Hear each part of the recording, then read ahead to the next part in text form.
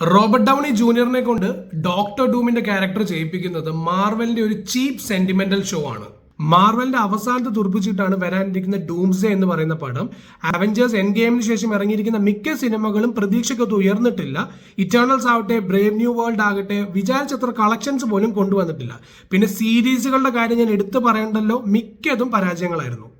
ഇനിയിപ്പോൾ മാർവലിൽ ചെയ്യാൻ പറ്റുന്ന ഏക കാര്യം എന്ന് പറയുന്നത് റോബർട്ട് ഡൗണി ജൂനിയറിന്റെ ഫാൻ ബേസസിന്റെ ഇമോഷൻസ് യൂസ് ചെയ്തുകൊണ്ട് ഡൂംസ്ഡേ ഹിറ്റ് ആക്കുക എന്നുള്ളതാണ്. പക്ഷെ ഇങ്ങനെ ചെയ്യുമ്പോൾ പ്രശ്നം എന്ന് പറഞ്ഞു കഴിഞ്ഞാൽ ടോണി സ്റ്റാർക്കിന്റെ ഐഡന്റിറ്റി അത് എഫക്ട് ചെയ്യും. മാത്രമല്ല ഡോക്ടർ ഡൂമിന്റെ ഒരു ഐഡന്റിറ്റി ഇല്ലാണ്ടാവുകയും ചെയ്യും. പിൻകാലത്ത് നമുക്ക് ഈ രണ്ട് ക്യാരക്ടേഴ്സിനെ വേർതിരിച്ച് കാണാൻ തന്നെ ബുദ്ധിമുട്ടായിരിക്കും. റോബർട്ട് ഡൗണി ജൂനിയറിന്റെ ആക്ടിങ് അടിപൊളി ആയതുകൊണ്ട് തന്നെ ഡോക്ടർ ഡൂമിന്റെ ക്യാരക്ടർ പുള്ളിക്കാരൻ സൂപ്പറായിട്ട് ചെയ്യുന്നുള്ള കാര്യത്തിൽ ഡൗട്ടൊന്നുമില്ല. പക്ഷെ എൻ്റെ ഒരു അഭിപ്രായത്തിൽ ഈ ഡോക്ടർ ഡൂമിന്റെ ക്യാരക്ടറിന് ഒരു പ്രോപ്പർ ക്യാരക്ടർ ഡെവലപ്മെന്റ് കൊടുക്കണമായിരുന്നു. അതായത് ഒരു പുതിയ ആക്ടറിനെ വെച്ച് പുതിയൊരു ആക്ടിങ് രീതിയൊക്കെ കാണിച്ചുകൊണ്ട് ആ ക്യാരക്ടറിനെ പതുക്കെ ഇൻട്രൊഡ്യൂസ് ചെയ്യണമായിരുന്നു. ബിക്കോസ് ഡോക്ടർ ഡൂം എന്ന് പറയുന്നത് താനോസിനേക്കാളും അടിപൊളിയായിട്ടുള്ള ഒരു വില്ലനാണ്.